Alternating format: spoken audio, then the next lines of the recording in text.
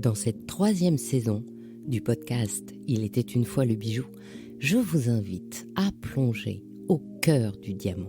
Il est, selon l'inoubliable Marilyn, the girl best friend, mais également, suivant les légendes, le fruit des étoiles et donc naturellement une amulette ou un talisman.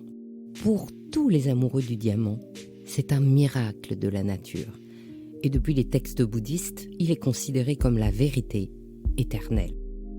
Pour les scientifiques, c'est également un matériau d'exception dont l'extraordinaire dureté avec l'indice maximal de 10 sur l'échelle de Mohs n'est qu'une des propriétés essentielles à la recherche de demain. Pour les gémologues, c'est une perpétuelle source d'étonnement, avec ses couleurs et ses feux tout aussi exceptionnels que rarissimes. Le diamant, c'est aussi un symbole, une icône reconnue dans le monde entier. Mais avant tout, le diamant appartient à notre histoire, celle de notre terre, celle de notre savoir-faire. Et justement, François Farge, le professeur au Muséum national d'histoire naturelle, a ressuscité les diamants de Louis XIV, rapportés d'Inde par Jean-Baptiste Tavernier à la cour du roi Soleil. Alors, je lui ai posé cette question toute simple, et dont la réponse est pourtant complexe. Pourquoi recréer ces diamants ? Je suis Anne Desmarais de Jotan, amoureuse des mots et passionnée du bijou. Êtes-vous prêt à écouter cette belle histoire de bijoux ? Commençons. Il était une fois le bijou.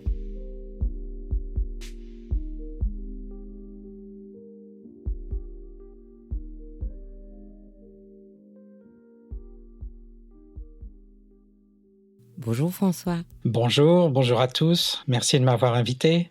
Vous avez réalisé la copie. Enfin, vous allez me dire si on peut effectivement parler de copie. Vous avez reproduit les diamants de Louis XIV, c'est bien ça ? Alors, on en a reproduit certains, en tout cas les plus emblématiques, parce que Louis XIV collectionnait, raffolait des diamants. C'est l'une de ses plus grandes passions. Elle est très rarement évoquée des historiens, parce que le diamant n'est pas encore rentré, n'a pas encore eu ses lettres de noblesse en histoire de l'art. Mais en tout cas, pour Louis XIV, c'était l'une de ses grandes passions. Alors, il en avait fait acquérir des milliers, et effectivement, on s'est plutôt intéressé sur les plus emblématiques. Les plus gros peut-être, mais aussi les plus colorés, et ceux qui avaient une taille, un facettage extraordinaire, qui sont des sortes de pierres de rosette dans l'histoire de l'évolution de la joaillerie, de la taille du diamant, et de toutes ces facettes, si je puis dire. En totalité, vous en avez reproduit combien ? Alors, c'est une bonne question. On en a reproduit, je vous avouerai que j'arrive même plus à compter. On doit être pas loin de la trentaine à l'heure actuelle de pierres que nous avons, pu reconstituer. Et j'aimerais bien continuer. J'en aurai encore une bonne dizaine en stock, entre guillemets, sur lequel nous avons retrouvé des informations vraiment très intéressantes, des moulages historiques d'époque ou un peu plus tardifs, qui nous permettent d'en savoir vraiment beaucoup plus sur déjà la passion royale de Louis XIV, mais aussi surtout sur l'héritage de tous ces grands maîtres joailliers, lapidaires, qui ont fabriqué tous ces chefs-d'œuvre et qui sont extrêmement méconnus à ce jour. Alors, je comprends bien l'idée de reproduire des diamants de Louis XIV parce que c'est Louis XIV. Mais pourquoi reproduire des diamants ? Alors, le souci, c'est qu'on a très peu de descriptions précises des diamants de Louis XIV, des joyaux de la couronne, parmi tant d'autres, parce qu'il y a très peu de portraits qui montrent les souverains. C'est pas seulement que Louis XIV, c'est aussi valable pour François Ier, pour Napoléon. Il y a très peu de tableaux d'iconographie qui montrent donc les diamants de la couronne, en qui sont montés, dans quel style de monture ils étaient, où étaient-ils portés. Les souverains pouvaient les porter à différents endroits, le chapeau, en pendentif. Et enfin, il y avait plein d'occasions et de manières de porter ces pierreries. Et surtout, les descriptions très laconiques que nous avons à travers les archives qui existent ou celles que nous avons retrouvées plus récemment, permettent pas de se donner une idée des couleurs, des formes, parce que toutes les descriptions sont extrêmement évasives. À l'époque, elles étaient faites de manière, je dirais, très laconique, très évasive, parce que et on va dire, les choses étaient évidentes. Tout le monde voyait ces pierreries sur le roi ou sur des princes ou des princesses du sang, donc ça posait pas de souci. C'était comme un tableau. Il y avait telle annonciation de Raphaël était décrite comme ça, et puis c'était bien suffisant. On a tout juste des carats, des poids qui nous permettent déjà de voir un petit peu mieux si on a affaire à une grande pierre, une plus petite pierrerie, mais c'est tout. Et en travaillant sur la reconstruction, la restitution de ces diamants, ça permet de se rendre compte de tas de choses que le document d'archives ne permet pas de voir, notamment l'interaction de la lumière dans ces pierres. Et c'est très difficile à prévoir quand on n'a pas la pierre en vrai devant nous. Et donc tous ces travaux, bien sûr, c'est Louis XIV, mais c'est aussi, comme je disais aussi tout à l'heure, c'est de comprendre justement ces incroyables inventions qui ont été faites par des artisans, des artistes dont on a perdu les noms, ou alors on n'a même pas les portraits. C'est des grands inconnus qui ont fait de magnifiques chefs-d'œuvre, et notamment sur des pierreries royales. Il faut bien voir aussi qu'ils avaient une sorte d'épée Damoclès sur la tête, puisque les brutes, les pierres d'origine avaient été achetées par le roi. Les joailliers, les lapidaires, plutôt les diamantaires, devaient les retailler, mais la pierre appartenait au roi et il ne pouvait pas se tromper. On ne peut pas revenir en arrière. Quand on taille un diamant, c'est irréversible. Et en plus, ça coûte extrêmement cher. C'était de loin les chapitres de dépenses parmi les plus extraordinaires de la maison du roi. Tout ce qui concerne les pierreries, on parle de centaines de milliers de livres. S'il fallait traduire ça en euros actuels, c'est extrêmement compliqué, c'est même très dangereux. Mais là, on parle annuellement de dizaines de millions d'euros, mais sur des budgets qui dépassent à peine le milliard. Donc, vous voyez que c'est déjà une proportion déjà très importante de dépenses, notamment de la cour du roi pour ces pierres. Donc le diamantaire, lui, effectivement, avait cette sorte, comme je disais tout à l'heure, d'épée de Damoclès qui faisait qu'il devait bien maîtriser ses gestes. Et lorsque l'on reproduit des facettages classiques, la chose est assez évidente, parce qu'on aura pu s'entraîner sur des pierres plus petites.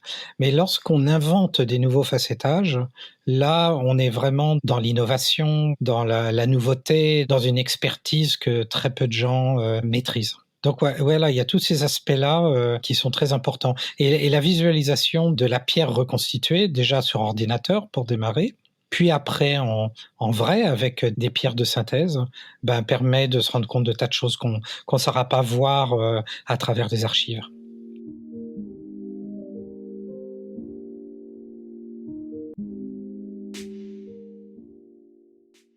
Comment on commence? On commence par trouver un tableau, dessus il y a des diamants par exemple, on va dans les archives pour savoir s'il a été racheté par des factures, des livres de compte, des choses comme ça. Comment on fait concrètement? Alors concrètement, on a été bloqué très longtemps parce qu'on n'avait justement pas de tableau. Une règle des souverains, d'une façon générale, en France ou ailleurs, de la Renaissance, avant ou après, n'était de surtout pas de se faire peindre avec les joyaux de la couronne, parce que les joyaux de la couronne servaient aussi potentiellement, bien qu'ils étaient aliénables, depuis François Ier, depuis 1530, ils servaient quand même de fonds en cas de souci. C'est ainsi que Henri III les a dispersés, malheureusement, pour pouvoir financer entre autres les guerres de religion dans les années 1580-1590. Alors il était de coutume de jamais les peindre, de jamais peindre les souverains avec les joyaux de la couronne parce que ils auraient laissé une trace trop indélébile de leur présence, surtout après qu'ils aient été mis en gage et non désengagés, c'est-à-dire donc perdus pour le trésor national. Donc en fait, si je comprends bien, pour l'auditeur, les joyaux de la couronne, c'est le compte en banque de l'État, c'est ça. Et donc il ne fallait pas qu'on montre à combien se montait le compte en banque de l'État. Alors disons que c'était, je dirais plutôt une sorte de gage auprès des banquiers, dans un premier temps, qui servait de gage pour faire des emprunts. Et si les emprunts n'étaient pas remboursés, la pierre était gardée par le metteur en gage et la pierre n'était pas restituée. C'est vraiment ce qui est arrivé sous Henri III. Et puis quelques autres, le Grand Censier a été mis en gage sous le consulat et n'a jamais été récupéré avant 1976, c'est-à-dire extrêmement récemment. Et donc, comme il y a quasiment aucune source iconographique, les seuls documents que nous avons à ce jour sont des inventaires de pierreries. Donc, ce sont des listes qui décrivent les pierres, mais purement dans un but, effectivement, de comptabilité. Alors, on apprend qu'on a un diamant, quelquefois on a le poids, et qui est surtout évalué, estimé telle valeur. C'est surtout ça que l'on a, puisque c'est destiné justement à éventuellement être mis en gage en cas de souci, ou alors simplement montrer la richesse du royaume qui se permet d'avoir dans ses joyaux des pièces estimées à des prix très importants. Et donc, on n'a que ces descriptions. Alors, quelquefois, à partir du XVIIe siècle, on commence à avoir des descriptions qui sont un peu plus précises, en dehors du prix et du poids. On commence à avoir des indications de forme. Alors, on sait qu'il y en a certains qui sont carrés, d'autres qui sont rectangulaires, mais c'est très difficile d'en savoir plus.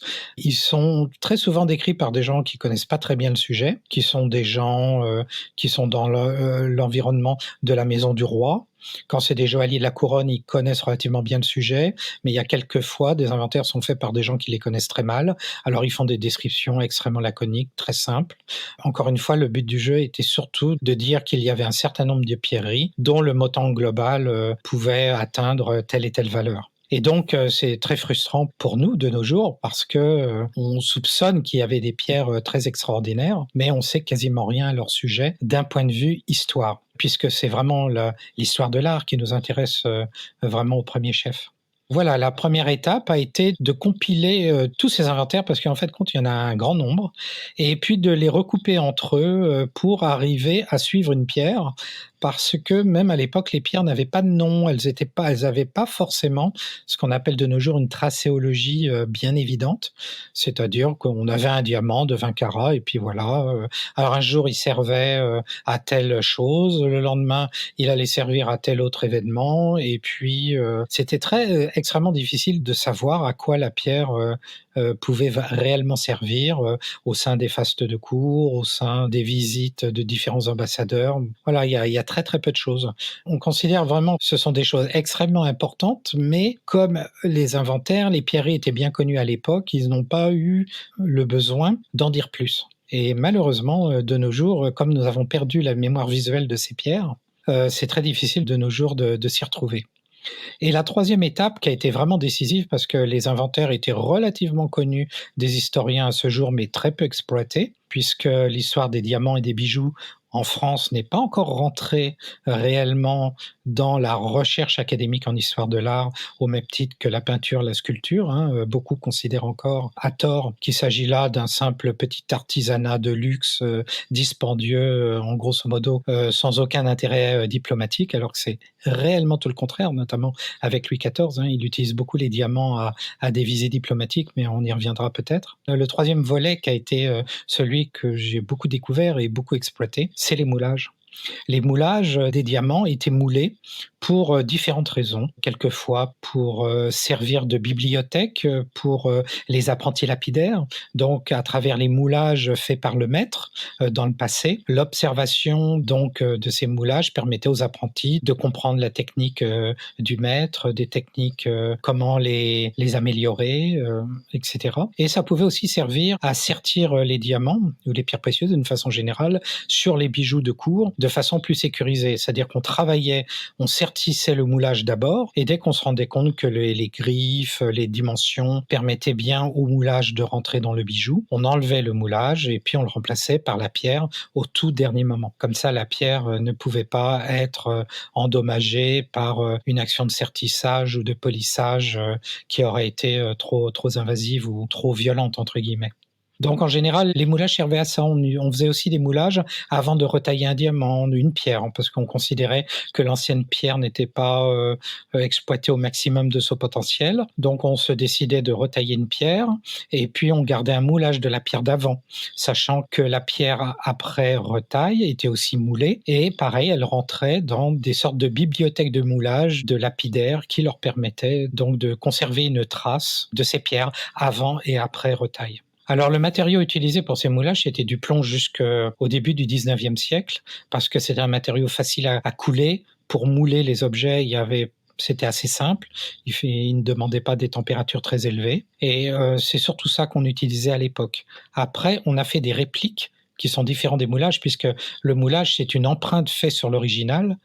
L'original est ensuite enlevé et dans le creux libéré par l'original, on coule du plomb fondu. Donc là, on est vraiment dans la technique du moulage. La réplique, elle, c'est une copie qui est basée sur la mesure des angles, des dimensions de la pierre, et donc à partir d'un morceau brut de verre ou d'autre chose, on recrée une réplique. Très souvent à partir du moulage, puisque c'est plus facile de prendre des mesures sur un moulage que sur l'original, parce que ça évite d'endommager l'original. On parle toujours de pierres d'une immense valeur, alors il suffit pas de les égriser, il faut vraiment les manipuler avec beaucoup de soin.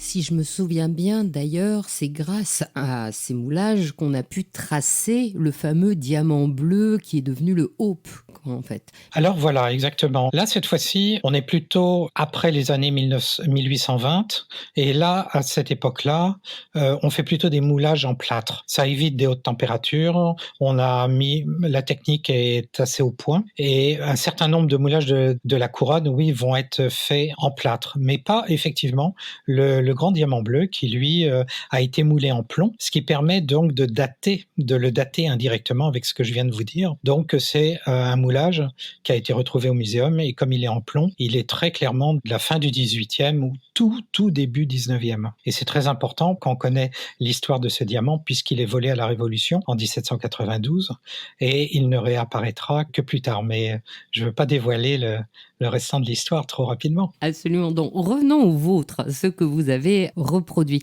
J'ai bien compris, vous ne les avez pas choisis en fonction de leur beauté ou autre, puisqu'il n'y avait pas de représentation. Vous avez travaillé sur ce que vous trouviez dans les bibliothèques et dans les moules. C'est ça ? Exactement, tout au début, dès que j'ai commencé sur ce sujet-là, je tiens à préciser que je viens pas du tout du milieu des diamants, même au niveau de la science des diamants, j'avais jamais étudié les diamants, même en tant que minéralogiste, donc pour moi c'était un sujet vraiment nouveau de tous les points de vue. Mais au début, j'ai commencé avec seulement deux moulages que j'ai retrouvés dans les collections du muséum, et les deux étaient en plomb. J'ai retrouvé d'autres moulages depuis, des moulages de diamants relativement connus, notamment le Cullinan, le plus gros diamant jamais trouvé à ce jour, 3109 carats, c'est-à-dire en divisant par 5, on aura fait la division pour savoir que donc ça nous fait plus de 621 grammes, c'est-à-dire la taille d'un poignet, quoi, d'un bon poignet. Donc une pierre extrêmement grosse. J'ai retrouvé d'autres moulages ici et là, mais des choses vraiment très secondaires. De loin, les deux pièces les plus importantes étaient ces deux moulages en plomb que j'ai retrouvés au muséum, dont l'un était effectivement le moulage du grand diamant bleu de Louis XIV. Au Louvre, j'ai retrouvé une centaine d'autres moulages, certains en plomb et d'autres plutôt en plâtre, qui permet de dater ce corpus de manière un peu plus tardive à cause de la présence de moulages en plâtre, donc de ces répliques. Vraisemblablement 1830 et 1855. Mais donc, ça veut dire que quand vous trouvez un moule en plâtre, ça veut dire que le moule a été fait tardivement. Mais est-ce que ça veut dire que ça ne serait pas issu de la retaille d'un diamant qui aurait été pas fait en plomb, mais qui aurait mérité d'être fait en plomb plus tôt ? Alors oui, il y a tous les cas de figure, et justement c'est là où le travail du scientifique, qu'il soit historien ou minéralogiste, intervient. En fait, c'est les deux, il faut être à la fois minéralogiste et historien. Il faut recouper les moulages que l'on retrouve via les archives pour déjà avoir une idée de la datation. Alors déjà, comme je disais tout à l'heure, le matériau déjà renseigne significativement sur la datation. Donc c'est grosso modo avant 18e ou du 19e ou postérieur, suivant que c'est du plomb, du plâtre. Et après, en recoupant par rapport aux archives, alors là, c'est un travail de Sherlock Holmes, on arrive en général à retrouver si le moulage que nous avons est une première taille ou une seconde retaille ou une troisième retaille. Par exemple, j'ai retrouvé un grand diamant de Louis XIV, le grand diamant de la maison de Guise, que j'ai retrouvé au musée du Louvre, alors que l'original n'existe plus, puisque malheureusement l'État français l'a vendu en 1877. Mais ce diamant-là, en étudiant sa forme, son poids, parce que je vais y revenir, parce que malheureusement le poids, il n'est pas de diamant, c'est du poids de plâtre, mais on a une manière d'estimer le poids de diamant correspondant. nous permet de remonter à la 3e retaille de ce diamant. Et à partir de cela, on arrive à remonter aux retailles antérieures. Mais ça, c'est non plus, je veux pas trop effleurer trop rapidement le sujet. Alors effectivement, on arrive à resituer le moulage et pour quelle occasion il avait été fait. Dans le moulage du diamant de Guise dont je parle, ce diamant avait été moulé très certainement pour fabriquer le bandeau de la couronne du Charles X, voire le bandeau de la couronne de Napoléon III.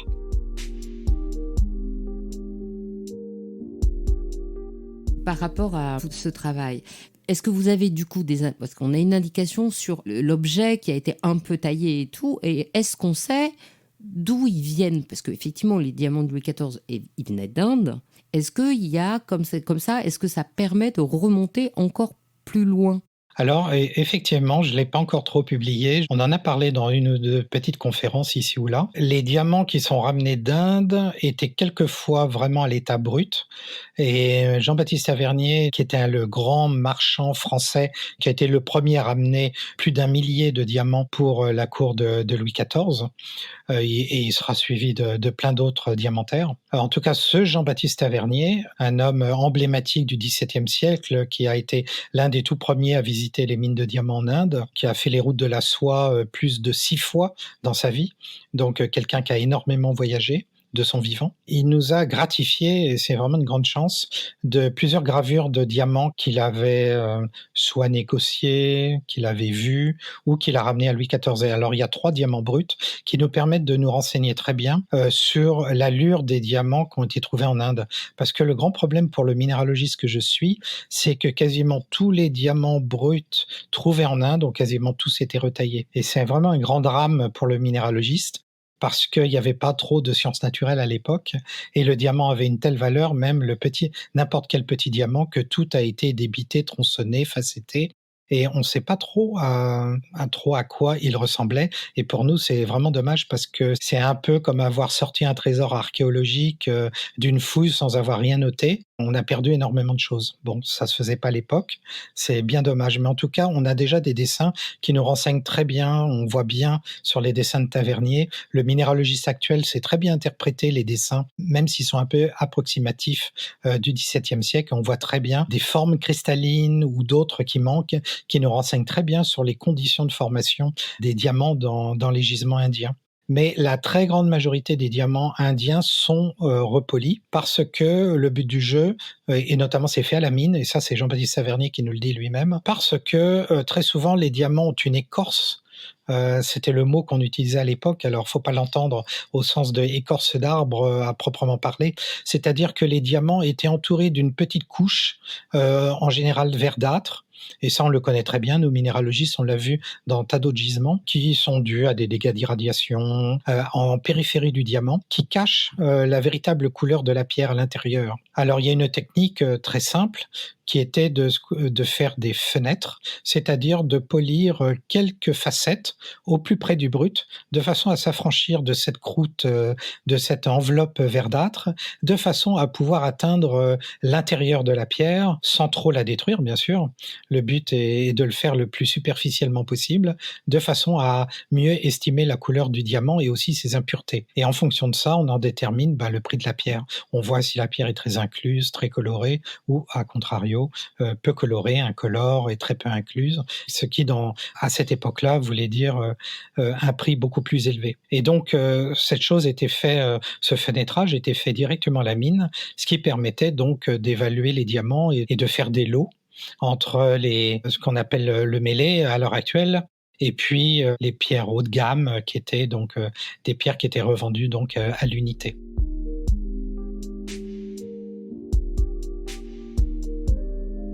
De tous ces diamants que vous avez reconstitués, vous en avez reconstitué une vingtaine, vous m'avez dit. Oui, plus d'une vingtaine, oui. Quels sont ceux dont vous avez une traçabilité la plus grande, ou quels sont ceux où vous avez le dessin de Tavernier, le moule, la traçabilité complète de l'histoire? Alors, traçabilité complète, c'est difficile. Il y en a aucun qui l'a, la traçabilité, mais par exemple, le grand diamant bleu, effectivement, de Tavernier, vendu à Louis XIV, et celui, on a beaucoup de choses. C'est beaucoup de chance parce que c'était certainement le plus magnifique diamant de Louis XIV qu'il ait pu acquérir, bien qu'à cette époque, les diamants bleus n'étaient pas très en estime. Mais Louis XIV avait, en tout cas, il était bien conseillé, certainement. Il était avant tout le monde.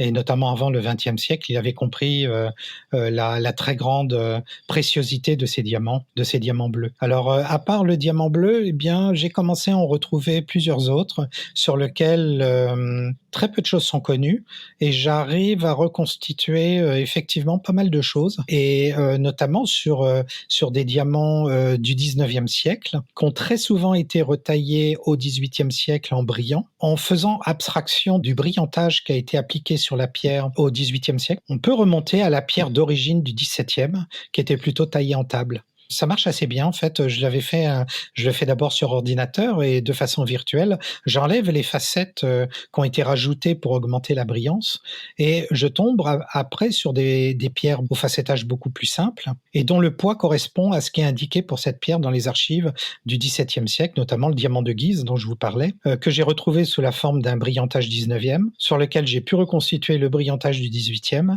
et après la taille en table d'origine que Louis XIV avait acquise en 1665 auprès de la maison de Guise. J'arrive même dans un diamant, le diamant fleur de pêcher, sur lequel je promets un jour que je vais bientôt publier. J'ai pu reconstituer aussi le diamant brut d'origine.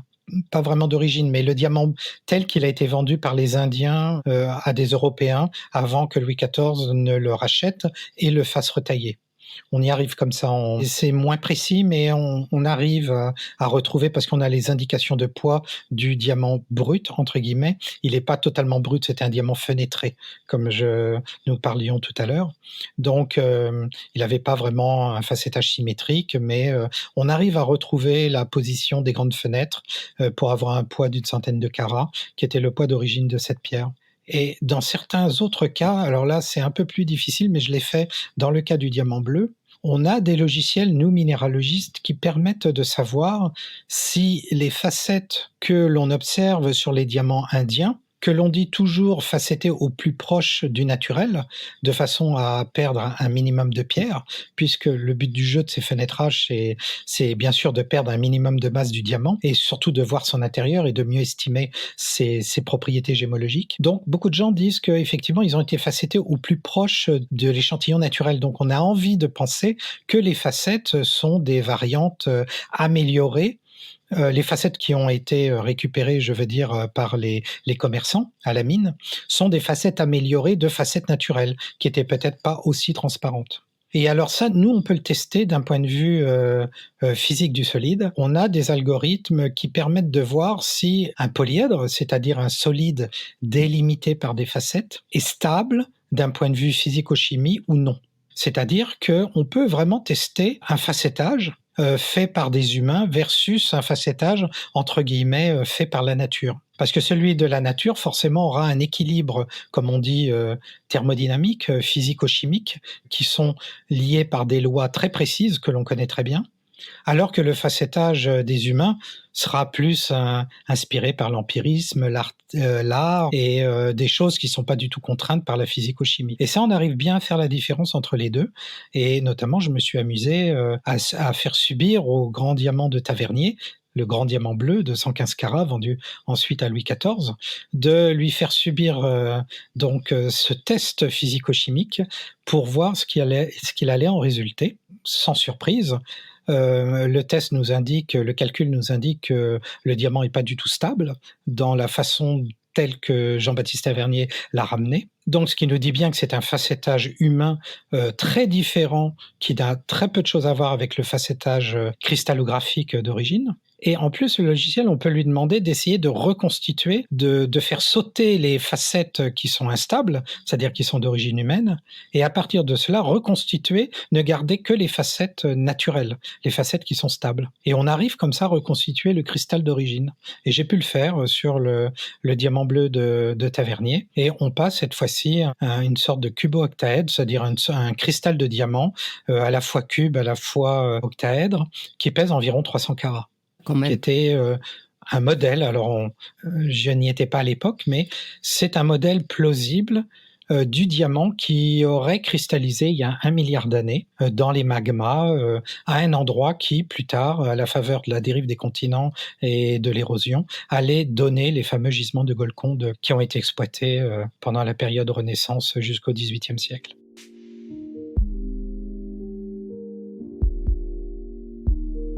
Et maintenant que vous avez reconstitué ces diamants, qu'est-ce que vous en faites? Déjà, vous nous avez expliqué la technique, mais vous n'êtes pas tout seul pour faire ça. Combien il y a de personnes que ça occupe, hein?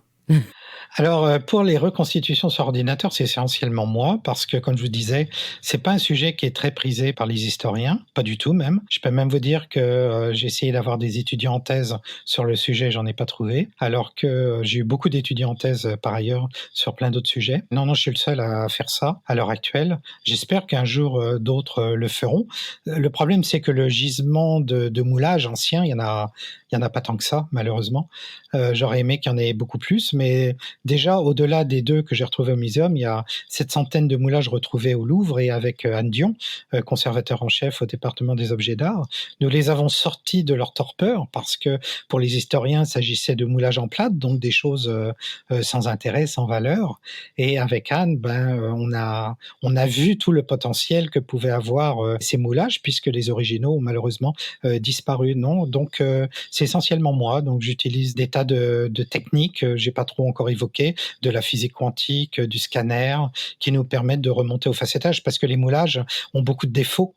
Ils ont souvent été mal conservés parce que les conservateurs les considéraient comme des pièces inutiles. Ou c'est même, je suis sûr qu'il y a beaucoup de moulages qui ont été perdus parce que les gens c'était pas les originaux, donc les gens voyaient pas l'intérêt que ça pouvait avoir. Maintenant, si je prends un autre exemple, les sculptures des temples d'Angkor Wat au Cambodge ont été moulées par des archéologues français au 19e et heureusement que les moulages aient été faits. Ils ont été remisés et très mal conservés depuis parce que voilà, on disait que c'était que des moulages, ça ne valait rien. Mais comme à Angkor, l'érosion du climat tropical qui règne là-bas altère énormément les frises chaque jour davantage, les moulages sont redevenus extrêmement précieux parce qu'ils montrent donc tous les bas-reliefs d'Angkor avec une qualité qu'on ne sait plus voir de nos jours. Puis à l'époque, il n'y avait pas de scanner, il n'y avait pas de relevé qui permettait de faire des choses très précises, il n'y avait que les moulages. Non, je suis quasiment le seul à avoir mis en place justement ces techniques qui permettent, donc à partir d'un moulage très mal conservé, très défectueux, de reconstituer le facettage, ce qui est vraiment pas évident parce que ça se fait pas en 2 secondes, hein. Il y a des manques de pierres, il y a des facettes qui ont tellement été effacées avec le temps que c'est très difficile de les retrouver. Il y a des fois, j'y passe des mois et des mois. Je fais beaucoup de tests qui n'amènent à rien et faut revenir en arrière, faut revenir au départ et recommencer un nouveau traitement qui permet donc dans ce fouillis de micro-facettes que nous donne le scanner, d'en déterminer les surfaces significatives qui correspondent aux vraies facettes. Et donc vous êtes le seul en France et à l'étranger, est-ce que ça s'est déjà fait?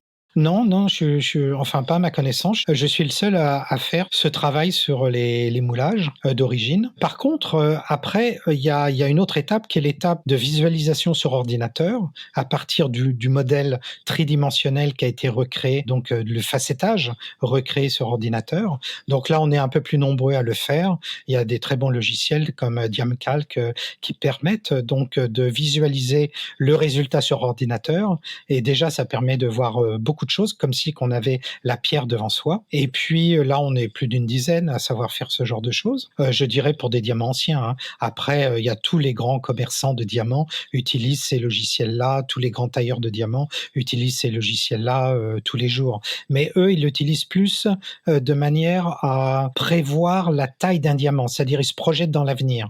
C'est-à-dire ils ont un brut, ils le scannent et puis ils le taillent de façon virtuelle sur l'ordinateur, ils essayent de voir le résultat sur ordinateur s'il est bon. S'il est bon, on y va, on passe à la retaille. Moi, j'utilise dans l'autre sens, c'est pour faire un bond en arrière. C'est pour revenir à des facettages passés.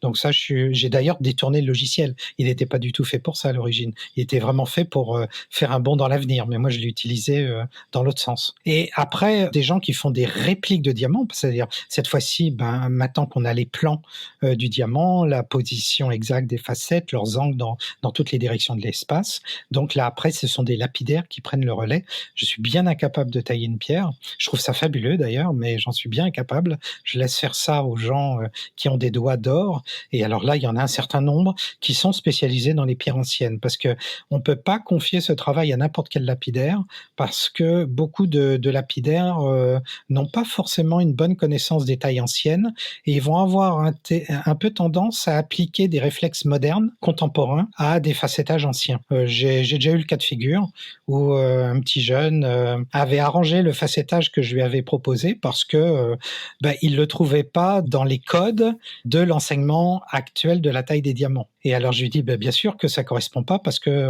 on veut faire vraiment des beaux diamants à l'ancienne et pas des diamants stéréotypés à la mode actuelle, parce qu'en ce moment les facettages sont extrêmement stéréotypés, notamment ceux qu'on voit en joaillerie.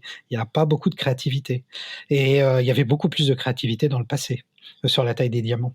Et donc j'essaye de leur dire: «Non, non, vous laissez pas faire, on vous a dit des choses très intéressantes sur les diamants les plus brillants qui sont taillés à 51, 57 facettes ou des choses comme ça, mais en fin de compte, c'est pas forcément vrai. Il y a d'autres tailles qui sont tout aussi intéressantes, mais qui demandent beaucoup plus de temps à réaliser, et c'est pour ça qu'on les fait beaucoup moins à l'heure actuelle, et beaucoup d'artisans les connaissent pas et n'ont même pas conscience qu'elles existent, parce que ça fait pas partie de l'enseignement actuel, ça fait pas partie du marché actuel. Bon, les choses changent, hein. J'ai vu chez certains hauts joailliers, il y a des tailles anciennes qui reviennent, et c'est vraiment superbe. Mais pour en venir à notre sujet, il y a très peu de lapidaires donc qui maîtrisent bien les us et coutumes, les interdits, les choses à faire et autres tabous, je dirais, de la taille du diamant, qui varient suivant les siècles, les cultures. Donc, faut à chaque fois se remettre en question. Il n'y a pas du tout une ou une dizaine de tailles favorites. Je dirais, elles sont toutes belles, elles sont toutes intéressantes. Il ne faut pas, en tant qu'historien ou scientifique, il faut pas exclure une taille parce que elle est prétendument moins brillante. L'essentiel n'est pas là. L'essentiel est que certaines tailles, à une époque, étaient très en vue, et il y avait certainement une bonne raison qu'on a oubliée depuis. Au XVIIe siècle, il y avait une plus grande diversité de tailles qu'à l'heure actuelle. En tout cas, de tailles employées dans la joaillerie ou la broderie, parce que beaucoup de diamants au XVIIe siècle étaient brodés sur les vêtements de cour.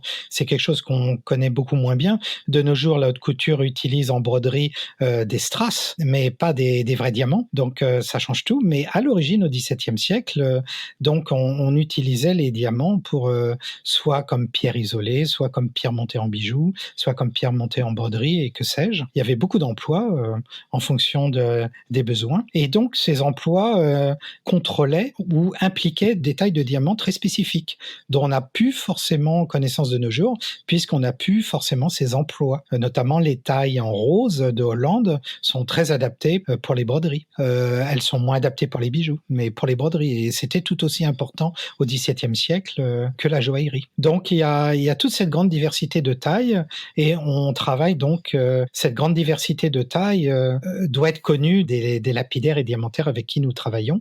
Et s'il y a un problème au niveau de la taille, il doit pouvoir être résolu, je dirais, en fonction des us et des habitudes de l'époque en question, et pas en fonction de critères actuels, de brillance ou de prétendue optimisation, comme on entend beaucoup de nos jours, de diamants qui sont taillés de manière optimisée, ce qui est plus, à mon avis, du marketing que de la réelle optimisation.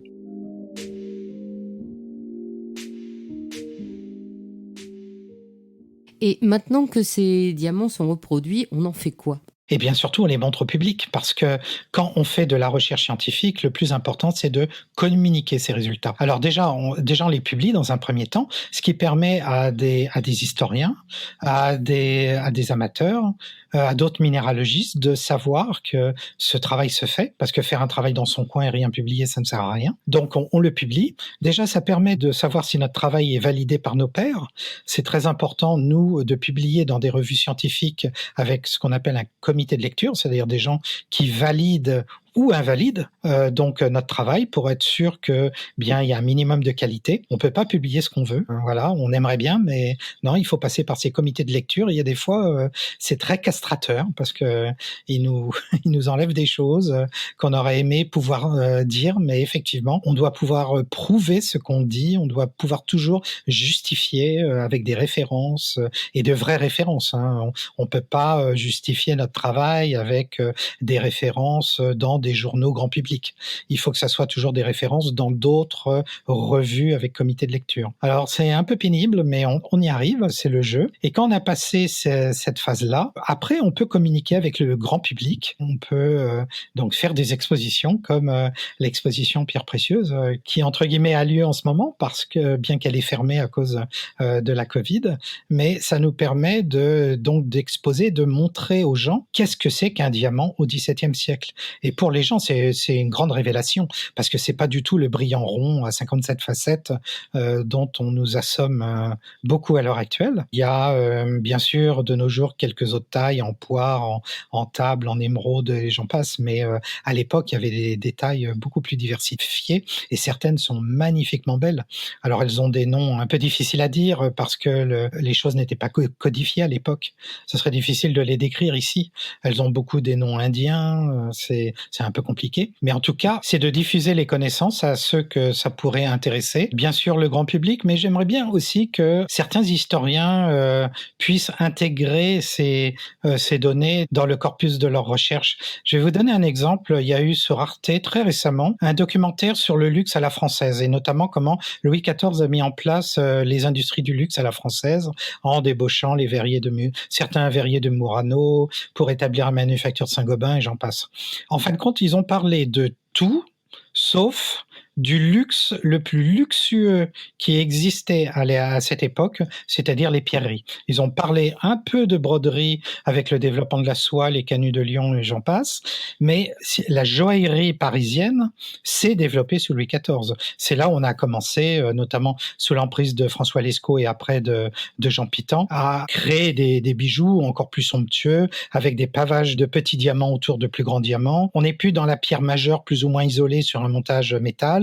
On commence à avoir de réelles compositions beaucoup plus complexes. On n'est pas encore dans la haute joaillerie, ça sera le XVIIIe siècle avec Jacquemin et la toison d'or de Louis XV, mais on commence à avoir des bijoux très conséquents, une bonne centaine de diamants, des petits, des grands. On commence à réellement faire vraiment des compositions, des sortes de bouquets de pierreries. Donc ce documentaire n'en parle pas du tout. Et alors moi, mon but, ça serait que ça devienne une sorte de réflexe en France que dès qu'on parle de savoir-faire très haut de gamme français de l'époque Louis XIV, mais pas que, qu'on n'ait pas forcément toujours le réflexe de parler de peinture, de sculpture, de Versailles et de la Galerie des Glaces. Alors de parler de ça, c'est très important, c'est très bien, mais la Galerie des Glaces, c'est un immense diamant en fait. Quand on voit la Galerie des Glaces, quand on est diamantaire, on voit mais l'incroyable analogie entre les croisées qui font rentrer la lumière depuis les jardins, qui correspondent à la facette supérieure d'un diamant taillé,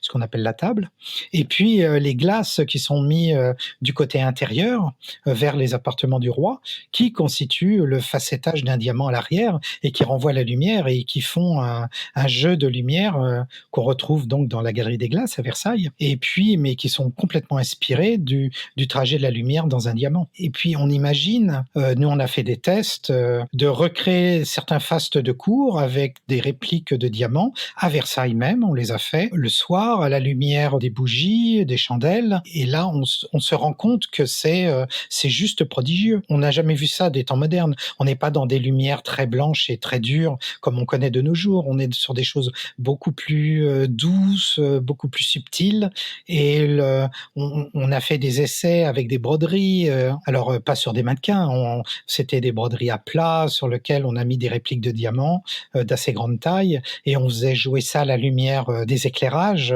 des bougies en cire d'abeille, hein, comme il se faisait à l'époque pour le service du roi, et c'est juste magnifique. Enfin, on voit les choses, on voit les fastes de cour d'une manière totalement différente. Donc c'est un document historique super important.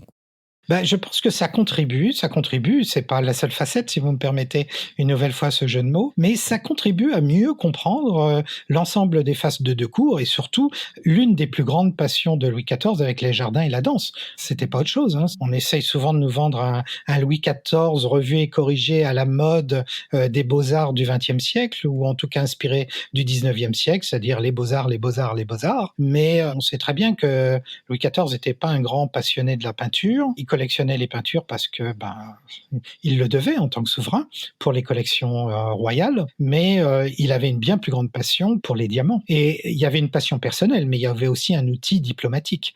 C'est-à-dire que la grande majorité des diamants que Louis XIV va acheter sont des petites pierres. Donc il va acheter des tombereaux de petites pierres de diamants qu'il va faire sertir sur divers objets qui vont servir de présents diplomatiques, donc à tous les gens, à tous les ambassadeurs, les nobles, les ecclésiastiques de France, de Navarre et d'ailleurs, qui viennent visiter le château de Saint-Cloud, le Louvre, mais aussi bien sûr Versailles, et ils repartent jamais les mains vides. On leur donne un beau cadeau. Très souvent, c'était des fameuses boîtes à portraits. Le Louvre en a racheté une magnifique, qui est la plus belle de toutes en 2009, où le portrait du roi en émail est entouré de diamants et qui sont là pour montrer la richesse non seulement artistique mais aussi financière du royaume. Et tout cela a une visée diplomatique, c'est de montrer donc la richesse du royaume et de dire qu'il ne faut pas déclarer la guerre à ce royaume parce qu'il se permet en temps de paix de dilapider les diamants à qui veut. Donc il y a un message très fort qui est envoyé.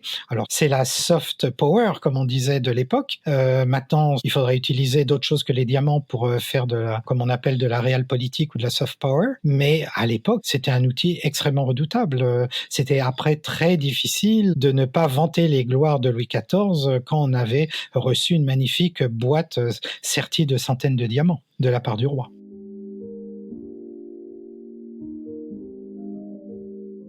Eh bien, écoutez, je vous remercie beaucoup. Nous avons bien compris, reproduire des diamants permet de reconstituer l'histoire de la France, de reconstituer l'histoire de la richesse de la France, l'histoire aussi des métiers, des lapidaires, des sertisseurs. Et donc, qu'est-ce qu'on vous souhaite maintenant? De pouvoir en reproduire encore beaucoup? Eh bien, oui, j'aimerais bien trouver plus facilement du mécénat pour nous aider à faire donc ces retailles, parce que tout ça, les recherches en archives, les recherches scientifiques coûtent pas trop cher, c'est mon travail. Mais par contre, les faire refaire au niveau des lapidaires, là, il faut quelques financements. C'est pas très cher, mais de nos jours, c'est vraiment très difficile dans la recherche fondamentale de trouver ce genre de financement. Et donc, vous aviez eu l'aide de l'École des Arts Joailliers pour les premiers? Alors voilà, nous avions eu ce magnifique legs de l'École des Arts Joailliers qui donne une magnifique facette sur ce qu'on a pu faire. Nous avions eu le legs de la Fondation Total qui nous ont permis de recréer les 18 diamants de Mazarin, qui sont vraiment les premiers diamants que Louis XIV va récupérer après la mort du cardinal en 1661. Mais après, il y en a plein d'autres en réserve qu'on aimerait reproduire parce que ce sont ni plus ni moins que les tout premiers brillants de l'histoire. Il y a le grand diamant bleu, mais il y a aussi la première marquise que l'on connaît de l'histoire. Je l'ai retrouvée, j'ai son facettage et tas d'autres qui sont absolument magnifiques. La première poire taillée en brillant de 1683, je l'ai retrouvée aussi. C'est une pierre magnifique et avec des détails de facettage qu'on a perdus et qui sont extrêmement intelligents pour l'époque. Déjà, dans les années 1680, ils avaient presque déjà tout compris du diamant et de la taille en brillant du diamant. Écoutez, je vous remercie beaucoup, François Farge. Et donc, je vous souhaite beaucoup de mécénat et beaucoup d'étudiants. Oui, absolument. Merci, Pidé. Merci beaucoup. Merci beaucoup.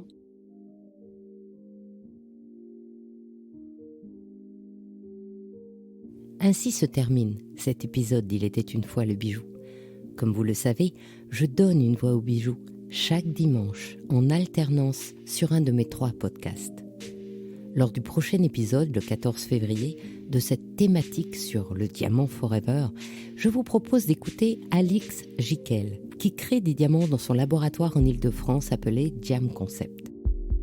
Le 21 février, je vous donne rendez-vous sur Brillante et la joaillère, actrice, ex-J'aime Bones Girl, Caterina Murino, nous parlera de sa passion des bijoux sardes et aussi des diamants. Mais avant cela, c'est sur le podcast Le bijou comme un bisou que je vous retrouverai la semaine prochaine, le 7 février, pour parler des lions de la Sérénissime, symbole de Venise qui ont inspiré la nouvelle collection de Chanel, avec des diamants bien sûr.